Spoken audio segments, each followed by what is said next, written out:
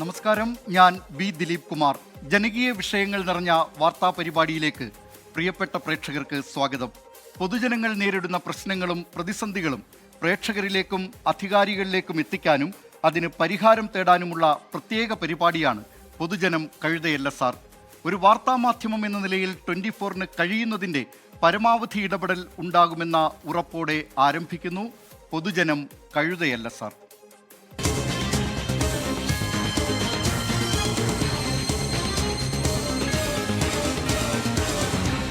പൊതുജനം കഴുതയല്ല sir. PM ശ്രീയിൽ മുഖ്യമന്ത്രിയുടെ അനുനയ നീക്കത്തിന് വഴങ്ങാതെ CPI. ധാരണാപത്രത്തിൽ നിന്ന് സംസ്ഥാന സർക്കാർ പിന്മാറണമെന്ന ആവശ്യത്തിൽ നേതാക്കൾ ഉറച്ചുനിന്നു. പദ്ധതിയുടെ തുടർ നടപടികൾ പരിശോധിക്കാൻ സബ് കമ്മിറ്റിയെ നിയോഗിക്കാമെന്ന മുഖ്യമന്ത്രിയുടെ നിർദ്ദേശം തള്ളി. സബ് കമ്മിറ്റിയെ വെക്കുകയാണെങ്കിൽ അതുവരെ ധാരണാപത്രം മരവിപ്പിക്കണമെന്നാണ് CPIയുടെ ആവശ്യം. വിഷയത്തിൽ ചർച്ചകൾ തുടരും. തീരുമാനമായില്ലെങ്കിൽ ബുധനാഴ്ചത്തെ മന്ത്രിസഭാ യോഗത്തിൽ നിന്ന് വിട്ടുനിൽക്കാനാണ് CPIയുടെ തീരുമാനം. CPI സംസ്ഥാന ദേശീയ നേതൃത്വങ്ങളുടെ പ്രതികരണത്തിലേക്ക്. ഞങ്ങൾ ഉന്നയിച്ച പ്രശ്നങ്ങൾക്ക് പരിഹാരം ഉണ്ടായിട്ടില്ല. സംസാരിച്ചു ഞങ്ങൾ മുഖ്യമന്ത്രിയായിട്ട്. ആ സംസാരം വളരെ കോടികളായിരുന്നു. പക്ഷേ വിഷയങ്ങളുടെ പരിഹാരം ഉണ്ടായിട്ടില്ല. അതുകൊണ്ട് ഞങ്ങളുടെ പ്രശ്നങ്ങൾ എപ്പോഴും ബാക്കിയാണ്. ഞങ്ങൾ അതുകൊണ്ട് അടുത്ത ഘട്ടം പിന്നീട് അറിയിക്കും. Asked the Chief Minister to freeze the MOU or to withhold that MOU. It should not be taken up in any circumstance. This is what we have said. വിവരങ്ങളുമായി ആലപ്പുഴയിൽ നിന്നും ശ്രീജിത്ത് ചേരുന്നു. ശ്രീജിത്ത്, ഈ വാർത്ത ആദ്യം പുറത്തു കൊണ്ടുവന്നത് ശ്രീജിത്താണ്. CPIയുടെ സംസ്ഥാന സെക്രട്ടേറിയറ്റിന്റെ തീരുമാനം കഴിഞ്ഞ വെള്ളിയാഴ്ച തന്നെ ശ്രീജിത്ത് റിപ്പോർട്ട് ചെയ്തിരുന്നതാണ്. മന്ത്രിസഭാ യോഗം ബഹിഷ്കരിക്കാൻ CPI തീരുമാനിച്ചു എന്ന കാര്യം, അതിന് എക്സിക്യൂട്ടീവിന്റെ അംഗീകാരം കൂടി മാത്രമേ വേണ്ടിയിരുന്നുള്ളൂ. ആ തീരുമാനം ഇന്ന് എക്സിക്യൂട്ടീവിൽ ഉണ്ടായിരിക്കുകയാണ്. പറയൂ ശ്രീജിത്ത്. ദിലീപ്, CPIയുടെ സംസ്ഥാന സെക്രട്ടേറിയറ്റും സംസ്ഥാന എക്സിക്യൂട്ടീവുമാണ് ഇന്ന് ആലപ്പുഴയിൽ ചേർന്നത്. ഇതിനിടയ്ക്ക് മുഖ്യമന്ത്രിയുമായി 1 മണിക്കൂർ ചർച്ചയും നടന്നു. CPI സംസ്ഥാന സെക്രട്ടറി ബിനോയ് വിശ്വവും മുഖ്യമന്ത്രിയും തമ്മിൽ നടന്ന ചർച്ചയിലും കാര്യങ്ങൾക്ക് പരിഹാരമായില്ല. മുഖ്യമന്ത്രി വെച്ച പരിഹാര നിർദ്ദേശം എന്ന് പറയുന്നത് PM ശ്രീ പദ്ധതിയെപ്പറ്റി പഠിക്കാൻ ഒരു ക്യാബിനറ്റ് സബ് കമ്മിറ്റിയെ നിയോഗിക്കാം. ജനുവരി 30-നകം ആ സബ് കമ്മിറ്റി റിപ്പോർട്ട് നൽകട്ടെ. അതുവരെ അതുകൊണ്ട് തന്നെ പ്രതിഷേധത്തിൽ നിന്ന് പിന്മാറണം എന്നാണ് മുഖ്യമന്ത്രി ആവശ്യപ്പെട്ടത്. എന്നാൽ വിഷയം തണുപ്പിച്ച് നടപ്പിലാക്കിയെടുക്കാനുള്ള ഒരു തന്ത്രമായിട്ടാണ് CPI സംസ്ഥാന സെക്രട്ടേറിയറ്റ് അതിനെ വിലയിരുത്തിയത്. അതുകൊണ്ട് തന്നെ മുഖ്യമന്ത്രിയുടെ നിർദ്ദേശം CPI പാടെ തള്ളിക്കളഞ്ഞു. ക്യാബിനറ്റ് സബ് കമ്മിറ്റി എന്ന നിർദ്ദേശം ഒരു തരത്തിലും അംഗീകരിക്കാൻ കഴിയില്ല എന്ന് മുഖ്യമന്ത്രിയോട് ബിനോയ് വിശ്വം വ്യക്തമാക്കി. CPIയുടെ തീരുമാനവും അതുതന്നെയായിരുന്നു. എന്നാൽ മുഖ്യമന്ത്രിയോട് CPI ആവശ്യപ്പെട്ടത് ഇത്തരത്തിൽ ക്യാബിനറ്റ് സബ് കമ്മിറ്റി വെക്കാനുള്ള നിർദ്ദേശത്തിൽ ആത്മാർത്ഥതയുണ്ടെങ്കിൽ അതുവരെ PM ശ്രീ പദ്ധതിയുമായി ബന്ധപ്പെട്ട ധാരണാപത്രം മരവിപ്പിച്ചു നിർത്തണം എന്നാണ് ആവശ്യപ്പെട്ടത്. അതാണ് അല്പം മുമ്പ് നമ്മൾ സംപ്രേഷണം ചെയ്ത ദേശീയ ജനറൽ സെക്രട്ടറി D രാജയുടെ പ്രതികരണത്തിലുമുണ്ട്. ഫ്രീസ് ഓർ എന്ന കാര്യം അദ്ദേഹം കൃത്യമായി തന്നെ പറയുന്നുണ്ട്. അപ്പോൾ CPIയുടെ ആവശ്യം ധാരണാപത്രം ഈ ക്യാബിനറ്റ് സബ് കമ്മിറ്റിയുടെ റിപ്പോർട്ട് വരുന്നവരെ മരവിപ്പിച്ചു നിർത്തണം, അതിന്മേൽ യാതൊരു നടപടികളും പാടില്ല എന്നതാണ്. എന്നാൽ അത് സർക്കാരിന്, മുഖ്യമന്ത്രിക്ക് സ്വീകാര്യമായില്ല. അങ്ങനെയാണ് CPI തങ്ങളുടെ നിലപാടിൽ ഉറച്ചു നിൽക്കുകയും വരുന്ന ബുധനാഴ്ച നടക്കുന്ന മന്ത്രിസഭാ യോഗത്തിൽ നിന്ന് വിട്ടുനിൽക്കാനുള്ള തീരുമാനമെടുത്തത്. കഴിഞ്ഞ സെക്രട്ടറി യോഗം തന്നെ ഈ തീരുമാനം എടുത്തിരുന്നു. നമ്മളത് റിപ്പോർട്ട് ചെയ്തതുമാണ്. എന്തായാലും ആ തീരുമാനത്തിൽ ഉറച്ചു നിൽക്കുന്നു. ഇതുകൂടാതെ ഇന്ന് മറ്റൊരു ശ്രദ്ധേയമായ സംഭവം കൂടി, നീക്കം കൂടി CPIയുടെ ഭാഗത്തുണ്ടായി. CPIയുടെ 4 മന്ത്രിമാരും ഒപ്പിട്ട ഒരു കത്ത് മുഖ്യമന്ത്രിക്ക് ഇന്ന് കൈമാറിയിട്ടുണ്ട്. അതായത് ക്യാബിനറ്റ് യോഗത്തിൽ PM ശ്രീ പദ്ധതിയുടെ കാര്യം ആരാഞ്ഞപ്പോൾ മൗനം പാലിച്ച മുഖ്യമന്ത്രിയും മന്ത്രിമാരും പിന്നീട് ധാരണാപത്രത്തിൽ ഒപ്പിട്ടത് തങ്ങളോട് കാട്ടിയ വഞ്ചനാപരമായ സമീപനമാണ്. തങ്ങൾ ചതിക്കപ്പെട്ടു എന്ന വികാരമാണ് തങ്ങൾക്കുള്ളത്. മുഖ്യമന്ത്രിയും മന്ത്രിസഭാ യോഗത്തിൽ നടന്ന ചർച്ചകളുടെ അടിസ്ഥാനത്തിലുള്ള വിവരം പാർട്ടി സബ് കമ്മിറ്റികളെ അറിയിച്ചു. എന്നാൽ 16-ാം തീയതി തന്നെ ഒപ്പിട്ടു എന്ന വിവരമാണ് മനസ്സിലാക്കുന്നത്. അതുകൊണ്ട് ഈ കാര്യത്തിൽ അതൃപ്തി അറിയിച്ചിട്ടുള്ള കത്ത് CPIയുടെ 4 മന്ത്രിമാരും ഒപ്പിട്ട് മുഖ്യമന്ത്രിക്ക് ഇന്ന് കൈമാറി. വിവരങ്ങൾ നൽകിയത് ശ്രീജിത്ത്. CPIയുടെ നിർണായക തീരുമാനങ്ങൾ ഇന്ന് പുറത്തു വന്നിരിക്കുകയാണ്. ഒന്ന്, മന്ത്രിസഭാ യോഗം ബഹിഷ്കരിക്കുന്നതിനുള്ള CPIയുടെ തീരുമാനം. മറ്റൊന്ന്, അതൃപ്തി അറിയിച്ചുകൊണ്ട് ഈ PM ശ്രീ പദ്ധതിയിൽ ഒപ്പിട്ടതിൽ അതൃപ്തി അറിയിച്ചുകൊണ്ടുള്ള മന്ത്രിമാരുടെ കത്ത് അത് മുഖ്യമന്ത്രി പിണറായി വിജയന് കൈമാറി. ഈ 2 സംഭവങ്ങളാണ് CPI എക്സിക്യൂട്ടീവുമായി ബന്ധപ്പെട്ട് പ്രധാനമായും ഉണ്ടായത്. വിവരങ്ങൾ നൽകിയത് ആലപ്പുഴയിൽ നിന്നും ശ്രീജിത്ത്. ഇനി മറ്റ് ചില വിശേഷങ്ങളിലേക്ക്. പൊതുജനം കഴുതയല്ല സാർ ഇനി പോകുന്നത് എറണാകുളം കലൂരിലെ ജവഹർലാൽ നെഹ്റു രാജ്യാന്തര സ്റ്റേഡിയത്തിലേക്കാണ്. കേരളത്തിൻ്റെ അഭിമാനമാണ് നെഹ്റു സ്റ്റേഡിയം. എത്രയെത്ര വമ്പന്മാരാണ് നെഹ്റു സ്റ്റേഡിയത്തിലെ ഗ്രൗണ്ടിൽ മിന്നും പ്രകടനം കാഴ്ചവെച്ചത്. ആ അഭിമാന സ്റ്റേഡിയത്തെ ചൊല്ലിയാണ് ഇപ്പോൾ വിവാദം. മെസ്സി വരുമെന്ന് പറഞ്ഞു തുടങ്ങിയ സ്റ്റേഡിയത്തിൻ്റെ അറ്റകുറ്റപ്പണിയുടെ ഗതി ഇനി എന്താകുമോ എന്തോ. മെസ്സിയുടെ വിൻഡോ തുറന്നില്ലെങ്കിലും തട്ടിപ്പിൻ്റെ വിൻഡോകൾ തുറന്നെന്നാണ് പ്രതിപക്ഷ ആരോപണം.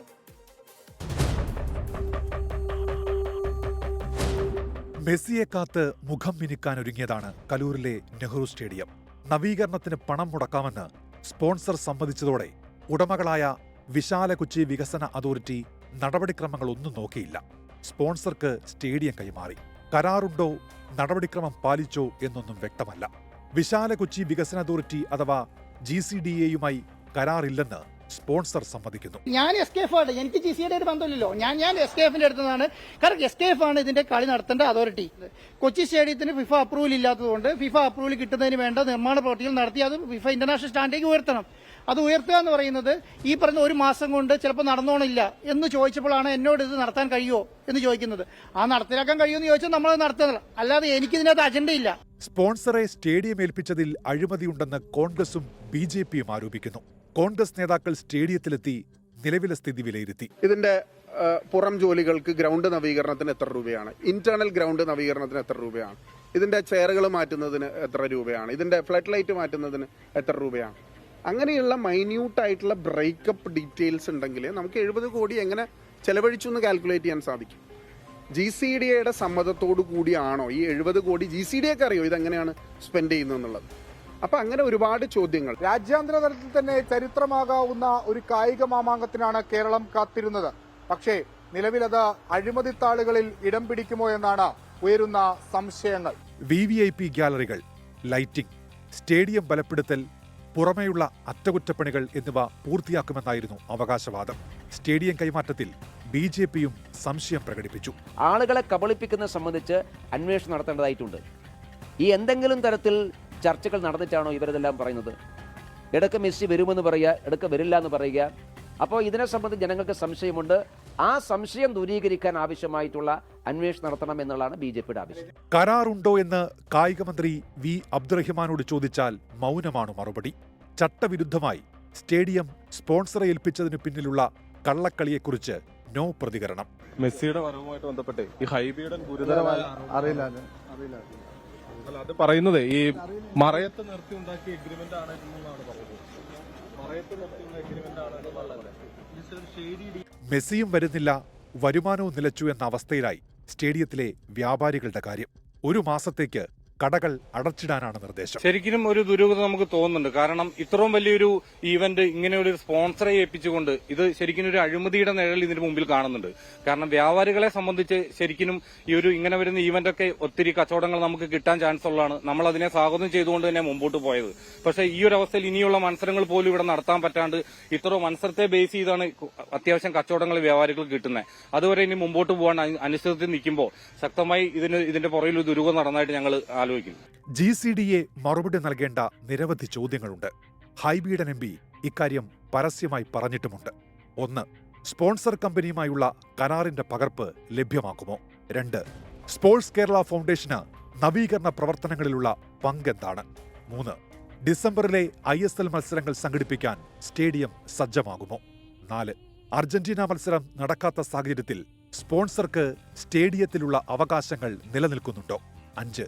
നവീകരണ പദ്ധതിയുടെ നിലവിലെ സമയക്രമങ്ങളും വ്യാപ്തിയും എന്തൊക്കെയാണ്? 6. ഭാവിയിലെ കായിക സാംസ്കാരിക പരിപാടികൾക്ക് നവീകരണം ഗുണം ചെയ്യുമോ? 7. നവീകരണ പ്രവർത്തനവുമായി ബന്ധപ്പെട്ട് സ്റ്റേഡിയം പരിസരത്തെ മരങ്ങൾ മുറിച്ചുമാറ്റിയത് നടപടിക്രമങ്ങൾ പാലിച്ചാണോ? 8. ഫിഫയുടെ അംഗീകാരം പ്രതീക്ഷിച്ച സമയപരിധിക്കുള്ളിൽ യാഥാർത്ഥ്യമാകുന്നില്ലെങ്കിൽ ഒരു അടിയന്തര പദ്ധതി നിലവിലുണ്ടോ? 9. കേരള ഫുട്ബോൾ അസോസിയേഷന് നിലവിലെ നവീകരണത്തിൽ എന്തെങ്കിലും ഉത്തരവാദിത്തമുണ്ടോ? ഉത്തരം പറയേണ്ടത് GCDAയും കായിക മന്ത്രിയുമാണ്. മെസ്സിയും അർജന്റീനയും കേരളത്തിലേക്ക് വരുന്നതും അതുവഴി കേരളത്തിന്റെ സ്പോർട്സ് മേഖല സമഗ്ര വികസനത്തിലേക്ക് പോകുന്നതുമൊക്കെ അങ്ങേയറ്റം അംഗീകരിക്കപ്പെടുകയും അഭിനന്ദിക്കപ്പെടുകയും ചെയ്യേണ്ട കാര്യം തന്നെയാണ്. പക്ഷേ അതിന്റെ മറവിൽ ഏതെങ്കിലും തരത്തിൽ ഷെയ്ഡി ബിസിനസ്സുകൾ ഉണ്ടെങ്കിൽ അത് തുറന്നു കാട്ടപ്പെടണം. കൊച്ചി സ്റ്റേഡിയത്തിൽ നിന്ന് വിഷ്ണു സുരേഷ്, 24. പൊതുജനം കഴുതയല്ല സാർ. പൊതുജനം കഴുതയല്ല സാർ. നേരെ പോകുന്നത് വയനാട് പുൽപ്പള്ളി സാമൂഹ്യാരോഗ്യ കേന്ദ്രത്തിലേക്കാണ്. അവിടെ രോഗികളെ പരിശോധിക്കാൻ ഒരു മുറിയില്ല. ഡോക്ടർമാർക്ക് സ്വന്തം മുറിയുണ്ടെങ്കിലും തുറന്ന ഹാളിലാണ് പരിശോധന. രോഗികളുടെ സ്വകാര്യതയ്ക്ക് ഇവിടെ ഒരു വിലയുമില്ലേ എന്നാണ് ചോദ്യമുയരുന്നത്. കാണാം സുർജിത്ത് അയ്യപ്പത്ത് തയ്യാറാക്കിയ റിപ്പോർട്ട്. പുൽപ്പള്ളി സർക്കാർ ആശുപത്രി. രോഗികളെ പരിശോധിക്കാൻ ഇവിടെ എല്ലാ ഡോക്ടർമാർക്കും പ്രത്യേകം മുറികളുണ്ട്. എന്നിട്ടും രോഗികൾ പരിശോധനയ്ക്ക് വിധേയമാകുന്നത് ഹാളിലാണ്. പുൽപ്പള്ളി സാമൂഹ്യാരോഗ്യ കേന്ദ്രത്തിൽ നിന്നാണ് ഈ കാഴ്ച. ഡോക്ടർമാർ രോഗികളെ പരിശോധിക്കുന്നത് പൊതുയിടത്തിൽ. ആശുപത്രിയിലെ മുഴുവൻ ഡോക്ടർമാർക്കും പരിശോധനയ്ക്ക് പ്രത്യേകം മുറികളുണ്ട്. എന്നിട്ടും ഹാളിൽ പരിശോധന നടത്തുന്നു. കഴിഞ്ഞ ഒരു മാസമായി സ്ഥിതി ഇതാണ്. സ്ത്രീകളും കുട്ടികളും ഉൾപ്പെടെ 600ഓളം രോഗികളാണ് നിത്യേനെ ഈ ആശുപത്രിയിൽ എത്തുന്നത്. പരിശോധന മുറികളിലേക്ക് മാറ്റണമെന്നാവശ്യപ്പെട്ട് പരാതികൾ അനവധി നൽകി. എന്നിട്ടും നടപടികളൊന്നും ഉണ്ടാകുന്നില്ല. എന്തോ സമരത്തിന്റെ പേരിലാണെന്ന് പറയുന്നു. കുറെ നാളുകളായിട്ട് ഡോക്ടർമാർ രോഗികളെ മുറിക്ക് പുറത്തിരുന്നാണ് പരിശോധിക്കുന്നത്. വരാന്തയിൽ പോലെയുള്ള തുറന്ന സ്ഥലങ്ങളിൽ നിന്ന് പരിശോധിക്കുന്നത് വരുന്ന ആളുകൾക്ക്, സ്ത്രീകളടക്കമുള്ളവർക്ക് വലിയ ബുദ്ധിമുട്ടുണ്ടാകുന്നുണ്ട്. അവർക്ക് ഒരു രോഗത്തെക്കുറിച്ച് തുറന്നു പറയാൻ പോലും കഴിയാത്ത അവസ്ഥ. ആളുകൾ പിന്നിൽ അവിടെ ഒന്നാമത് അവിടെ ഹോസ്പിറ്റലിൽ വലിയ തിരക്കുമാണ്. അപ്പോൾ ആ തിരക്കിൻ്റെ ഇടയിൽ ആളുകൾ തള്ളി നിൽക്കുമ്പോൾ സ്ത്രീകൾക്കും കുട്ടികൾക്കും ഒക്കെ രോഗം ഡോക്ടറോട് തുറന്നു പറയാൻ പോലും പ്രയാസമുണ്ട്. അധികൃതരുടെ ഭാഗത്തു നിന്നുമുള്ള ഇത്തരത്തിലുള്ള നടപടി പ്രതിഷേധത്തിന് കാരണമായിട്ടുണ്ട്. പരിശോധന മുറിയിലേക്ക് മാറ്റാൻ തയ്യാറായില്ലെങ്കിൽ ആശുപത്രിക്ക് മുന്നിൽ സമരപരിപാടികൾ ആരംഭിക്കാനുള്ള ഒരുക്കത്തിലാണ് വിവിധ സംഘടനകൾ. രോഗികളുടെ സ്വകാര്യതയ്ക്ക് ഒരു വിലയുമില്ലേ? ഇത് മനുഷ്യാവകാശ ലംഘനമെന്നാണ് ചൂണ്ടിക്കാട്ടപ്പെടുന്നത്. ഉണ്ടാകേണ്ടത് നടപടികളാണ്. സുർജിത്ത് അയ്യപ്പത്ത്, 24 വയനാട്. പൊതുജനം കഴുതയല്ല സാർ. സംസ്ഥാനത്തിന്റെ പല ഭാഗങ്ങളിലും ശക്തമായ മഴയെന്ന് നിരവധി പ്രേക്ഷകർ യൂട്യൂബ് പേജിൽ കമന്റ് ചെയ്യുന്നുണ്ട്. എവിടെയെങ്കിലും അവധി പ്രഖ്യാപിച്ചിട്ടുണ്ടോ എന്ന ചോദ്യവും വരുന്നുണ്ട്. നിലവിൽ ഇതുവരെ സംസ്ഥാനത്ത് ഒരു ജില്ലയിലും അവധി പ്രഖ്യാപിച്ചിട്ടില്ല. അവധി പ്രഖ്യാപിച്ചാൽ ആദ്യം തന്നെ 24-ലൂടെ ആ കാര്യം അറിയിക്കുന്നതാണ്. ഇനി മറ്റു വിശേഷങ്ങളിലേക്ക് പറയാൻ പോകുന്നത് കോഴിക്കോട് നിന്നുള്ള ഒരു വാർത്തയാണ്. നന്ദി എന്നാണ് ആ സ്ഥലത്തിൻ്റെ പേര്. അവിടെ റോഡിലൂടെ പോകുന്നവർ അപകടമില്ലാതെ അപ്പുറമെത്തിയാൽ ദൈവത്തോട് പറയും നന്ദിയെന്ന്. കോഴിക്കോട് കൊയിലാണ്ടി നന്ദിയിലെ സർവീസ് റോഡാണ് ഒടുവിൽ വാരിക്കുഴിയുമായി യാത്രക്കാരെ കാത്തിരിക്കുന്നത്. പറഞ്ഞു മടുത്തിട്ടും പരിഹാരമില്ലെന്ന് നാട്ടുകാർ. ഒരാഴ്ചക്കിടെ 10-ലേറെ വാഹനങ്ങളാണ് കുഴിയിൽ ചാടി അപകടത്തിൽപ്പെട്ടത്.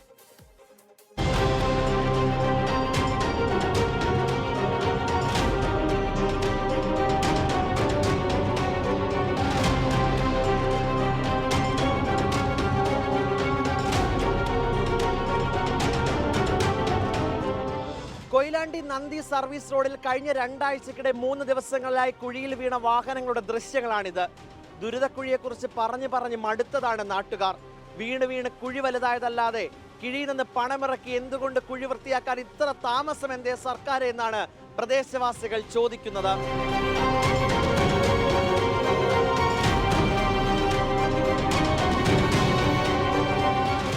അധികൃതർ കാണിക്കുന്നത് കൃത്യവിലോപവും അനാസ്ഥയുമാണ് എന്നുള്ളതാണ് ഈ സന്ദർഭത്തിൽ ഇവിടെ സൂചിപ്പിക്കാനുള്ളത്. കാരണം എന്ന് പറഞ്ഞാൽ ഈ വിഷയത്തിൽ ഇത്രയും വലിയ അപകടങ്ങൾ ഉണ്ടായിട്ട് പോലും അധികൃതർ ഈ വിഷയത്തിൽ നിസ്സംഗതയോടുകൂടി മുന്നോട്ട് പോകുന്നു എന്നുള്ളത് ഇത് വലിയൊരു അപകടാവസ്ഥ വർദ്ധിപ്പിക്കും എന്നുള്ളതാണ്. അവരുടെ ഈ നിർമ്മാണ പ്രവർത്തനവുമായി ബന്ധപ്പെട്ട് നടത്തുന്ന അനാസ്ഥയുടെ പുറത്താണ് ഇത്തരം അപകടങ്ങൾ പോലും രൂപപ്പെടുന്നത്. ഈ വിഷയത്തിൽ അടിയന്തരമായി ഭരണകൂടങ്ങളും അധികൃതരും ഈ വിഷയവുമായി അടിയന്തരമായി ഇടപെടേണ്ടത്. നമ്മുടെ ഈ വിഷയത്തിൽ തഹസിൽദാർ ഉൾപ്പെടെ നമ്മുടെ കലക്ടർ ഉൾപ്പെടെ ഈ വിഷയത്തിൽ കൃത്യമായി ഇടപെട്ടുകൊണ്ട് ഇതിനൊരു ശാശ്വതമായി പരിഹാരം ഉണ്ടാകണമെന്നുള്ളതാണ്. സ്കൂളിൽ പോകുന്ന വിദ്യാർത്ഥികൾ അപകടത്തിൽ നിന്ന് രക്ഷപ്പെടുന്നത് തലനാരിഴയ്ക്ക്. ബസ്സിൽ പോകുന്ന യാത്രക്കാർ കുഴിയിൽ വീണ് നടുവൊടിയുന്ന സാഹചര്യം. സമൂഹ മാധ്യമങ്ങളിൽ വൈറലാണ് വാഹനങ്ങൾ കുഴിയിൽ വീഴുന്ന ദൃശ്യങ്ങൾ. റീലിട്ട് പ്രശസ്തനാകുന്ന പൊതുമരാമത്ത് മന്ത്രിയുടെ സ്വന്തം ജില്ലയിലെ സ്ഥിതിയാണിതെന്ന് കൂടി ഓർക്കണം. എന്നിട്ടും കൊയിലാണ്ടിയിലെ കുഴി മന്ത്രി കണ്ടില്ലേ എന്നും ചോദ്യം. ഈ ഭാഗത്ത് 3 വർഷമായി ഇപ്പോൾ വെള്ളത്തിലായിരുന്നു. 26 വർഷം ഞാനിവിടെ താമസാക്കി. ഈ 3 വർഷമായിട്ട് ഞാൻ വെള്ളത്തിലാണ്. ഈ റോഡ് പണി വന്നതിനെ ഇപ്പം നിങ്ങൾ നോക്കി കണ്ടില്ലേ, അകത്ത് വെള്ളം ഇല്ലാന്നാണ്. 4 ഭാഗത്തും വെള്ളം, എല്ലാ സൈഡിലും വെള്ളമാണ്. വലിയ അപകട സംഭവങ്ങൾ ഉണ്ടായിട്ടും ജനങ്ങളോട് മുഖം തിരിഞ്ഞു നിൽക്കുന്ന, ജനങ്ങളുടെ പ്രശ്നങ്ങളോട് അഡ്രസ്സ് ചെയ്യാതെ ഒളിച്ചിരിക്കുകയാണ് അധികാരികൾ.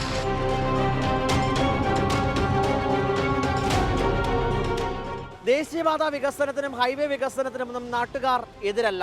നാട്ടിലിറങ്ങാൻ കഴിയാത്ത രീതിയിൽ നടുവൊടിച്ച് കളയുന്ന ഈ കുഴികൾക്ക് മേൽ അധികാരികളെ കണ്ണു തുറക്കൂ എന്ന് ആവർത്തിക്കുകയാണിവർ. കോഴിക്കോട് നിന്നും YS അഭിനന്ദ്, 24. പൊതുജനം കഴുതയല്ല സാർ. നിരവധി പ്രേക്ഷകർ ഈ വാർത്തയോട് പ്രതികരിക്കുന്നുണ്ട്. മിനിബാബു ആലപ്പുഴ പറയുന്നു, ദൈവമേ, ഇതൊരു സാഹസിക യാത്ര തന്നെയാണല്ലോ, ഇത്രയും അപകടമുണ്ടായിട്ടും ഇതൊന്നും കാണുന്നില്ലേ, അധികാരികൾ കഷ്ടം, വികസനം വല്ലാത്തതാണല്ലോ എന്ന് പറയുന്നുണ്ട്. മറ്റു നിരവധി പ്രേക്ഷകരും, വിൻസി എന്ന പ്രേക്ഷക പറയുന്നു, ആ റോഡ് കിടക്കുന്നത് തന്നെ ഒരു കുഴിയായിട്ട് കാണുന്നുവെന്നാണ്. ആശാ സിംഗപ്പൂർ പറയുന്നു, ഇതാണ് വികസനം. അബ്രഹാം തോമസ് പറയുന്നു, കുഴിയിൽ റോഡുണ്ട്, സൂക്ഷിക്കുക എന്ന കാര്യം. അങ്ങനെ നിരവധി പ്രേക്ഷകർ ഈ വാർത്തകളോട് പ്രതികരിക്കുന്നുണ്ട്. മറ്റൊരു വിശേഷത്തിലേക്കാണ് ഇനി പോകുന്നത്, തലസ്ഥാനത്തേക്കാണ്. കാട് കയറുന്ന പൊതുമുതൽ ഒരുപാടുണ്ട് നമ്മുടെ നാട്ടിൽ. തിരുവനന്തപുരം നഗരസഭ വർഷങ്ങൾക്ക് മുമ്പ് പണി പൂർത്തിയാക്കി ഉദ്ഘാടനം ചെയ്ത ജലശുദ്ധീകരണ പ്ലാന്റ് അത്തരത്തിലൊന്നാണ്. ശുദ്ധീകരിക്കാൻ ജലമില്ലാത്തതിനാൽ പദ്ധതി ആരംഭിക്കാനായില്ലെന്നാണ് നഗരസഭയുടെ വിചിത്രമായ വിശദീകരണം. കാടുമൂടിയ പദ്ധതി പ്രദേശം ഇന്ന് സാമൂഹ്യ വിരുദ്ധരുടെ താവളമാണ്. റിനു ശ്രീധർ തയ്യാറാക്കിയ റിപ്പോർട്ട് കാണാം. ഏറ്റവും അത്യാവശ്യം ശുദ്ധജലമാണ്.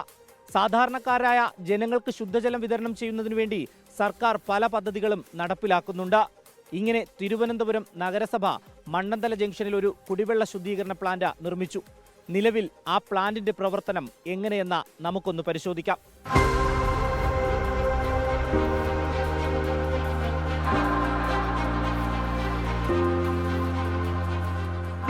അങ്ങനെ 60 ലക്ഷം രൂപ മുടക്കി തിരുവനന്തപുരം നഗരസഭ പണികഴിപ്പിച്ച മണ്ണന്തല വാർഡിലെ ശുദ്ധജല പ്ലാന്റിൽ എത്തിയിരിക്കുകയാണ്.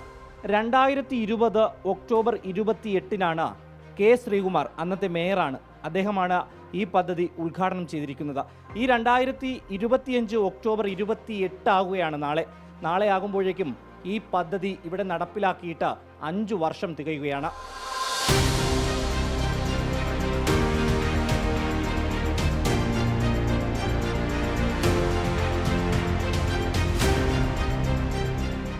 പദ്ധതിയുടെ നിർമ്മാണം പൂർത്തിയാക്കി, ജലശുദ്ധീകരണത്തിനു വേണ്ടി എല്ലാ മിഷനറികളും എത്തിച്ചു.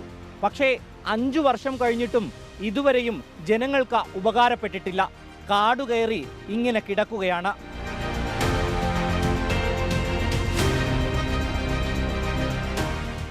ആളുകളുടെ നികുതിപ്പണം ഇത്രയും വേസ്റ്റായി കളയുന്ന ഒരു സാഹചര്യം, പ്രത്യേകിച്ച് നഗരസഭയായാലും ശരി, അത് ഏത് വരുന്ന സർക്കാരുകളായാലും ശരി, ഇത് ആളുകൾക്ക് ഉപയോഗപ്രദമാകുന്ന രീതിയിൽ ആക്കുന്നതിന് വേണ്ടി അവർക്ക് യാതൊരു താല്പര്യമില്ല. സാമൂഹ്യ വിരുദ്ധരുടെ ശല്യം വികാര കേന്ദ്രമായിട്ടാണ് വന്നിരിക്കുന്നത്. താങ്കളുടെ വൈദ്യുതി കണക്ഷൻ കറണ്ട് ചാർജ് കുടിശ്ശിക അടയ്ക്കാത്ത കാരണത്താൽ 27/5/2023 തീയതി മുതൽ താൽക്കാലികമായി വിച്ഛേദിച്ചിരിക്കുകയാണ്. 60 ലക്ഷം രൂപ മുടക്കി പണിത പദ്ധതി 12,000 രൂപ കറണ്ട് ബില്ല് അടയ്ക്കാത്തതിനാൽ ഇപ്പോൾ കട്ട് ചെയ്തിരിക്കുകയാണ്. ഇപ്പോഴും എതിർപ്പിലാണുള്ളത്. CPIM സംസ്ഥാന സെക്രട്ടറി MV ഗോവിന്ദൻ ബീഹാറിൻ്റെയൊക്കെ അനുഭവത്തിന്റെ വെളിച്ചത്തിൽ അർഹതയുള്ള നിരവധി ആളുകളെ ഒഴിവാക്കുന്നതിന് വേണ്ടിയുള്ള ബോധപൂർവമായ പ്രവർത്തനമാണ് വോട്ടേഴ്സ് ലിസ്റ്റിൽ തീവ്ര പരിശോധനയുടെ ഭാഗമായിട്ട് നടത്താൻ ഉദ്ദേശിക്കുന്നത്. അത് കേരളത്തിൽ ശക്തിയായ രീതിയിലുള്ള പ്രതിഷേധം തന്നെ ഞങ്ങൾ രേഖപ്പെടുത്തിയിട്ടുണ്ട്. അതിൻ്റെ ഭാഗമായിട്ടുള്ള പത്രക്കുറിപ്പ് ഇപ്പോൾ കൊടുക്കുക. കേരളത്തിൽ സുതാര്യമായി നടപ്പിലാക്കാമെന്നാണ് കമ്മീഷൻ പറയുന്നത്. രാഷ്ട്രീയ പാർട്ടിയുടെ യോഗം വിളിച്ചത് ഇത് സംബന്ധിച്ചുള്ളതല്ല. അത് കേരള തദ്ദേശ സ്വയംഭരണ സ്ഥാപനങ്ങളുമായിട്ട് ബന്ധപ്പെട്ട തിരഞ്ഞെടുപ്പിൻ്റെ യോഗമാണ് വിളിച്ചത്. അതിനുശേഷം ഇപ്പോൾ വിളിച്ചു എന്നുള്ള വിവരം ഞങ്ങൾക്കിപ്പം ലഭിച്ചിട്ടില്ല, നോക്കിയിട്ടില്ല. അതങ്ങനെയല്ലേ സാധാരണ ആവശ്യപ്പെടുക. പക്ഷേ പ്രശ്നം ഇതാണ്, ഇതൊരു അജണ്ട നടപ്പിലാക്കാൻ വേണ്ടിയുള്ള ബോധപൂർവമായ പ്രവർത്തനമാണ്. അതിനെ അതിശക്തിയായിട്ട് എതിർക്കുകയാണ് ഇടതുപക്ഷ ജനാധിപത്യ പ്രസ്ഥാനങ്ങളും അതുപോലെ തന്നെ ഇന്ത്യ മുന്നണിയും ഒക്കെ ചെയ്തുകൊണ്ടിരിക്കുന്നത്. അതിൻ്റെ ഭാഗമായിട്ട് അതിശക്തിയായ രീതിയിൽ തന്നെ ഞങ്ങൾ പ്രതിഷേധത്തിൻ്റെ ഭാഗമായിട്ട് കാര്യങ്ങൾ കൈകാര്യം ചെയ്യും. മറ്റൊരു കാര്യം, ഈ PMCയുമായി ബന്ധപ്പെട്ടുകൊണ്ട് CPI മന്ത്രിമാർ യോഗത്തിൽ വിട്ടു നിൽക്കുമെന്നാണ് അവരുടെ തീരുമാനം. നമുക്ക് ആലോചിക്കാം.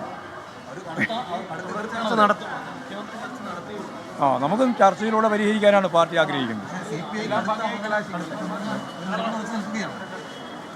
പക്ഷേ ഈ PMC മുന്നോട്ട് പോകുമോ CPM? CPIയുമായുള്ള പ്രശ്നങ്ങൾ ചർച്ചയിലൂടെ പരിഹരിക്കുമെന്നാണ് MV ഗോവിന്ദൻ പറഞ്ഞിരിക്കുന്നത്. തീവ്ര വോട്ടർ പരിഷ്കരണത്തിനെതിരായിട്ടുള്ള വോട്ടർ പട്ടിക പരിഷ്കരണത്തിനെതിരായി പ്രക്ഷോഭത്തിലേക്ക് പോകും എന്ന കാര്യവും CPIM സംസ്ഥാന സെക്രട്ടറി മാധ്യമപ്രവർത്തകരോട് പറഞ്ഞു. ലോകത്തെവിടെയായാലും ഏത് സമയത്തും 24 വാർത്തകളും ഓഗ്മെന്റഡ് റിയാലിറ്റി പാക്കേജുകളും എക്സ്പ്ലെയിനറുകളും വിശദമായി കാണാൻ ഞങ്ങളുടെ യൂട്യൂബ് ചാനൽ നിങ്ങൾക്ക് സബ്സ്ക്രൈബ് ചെയ്യാം.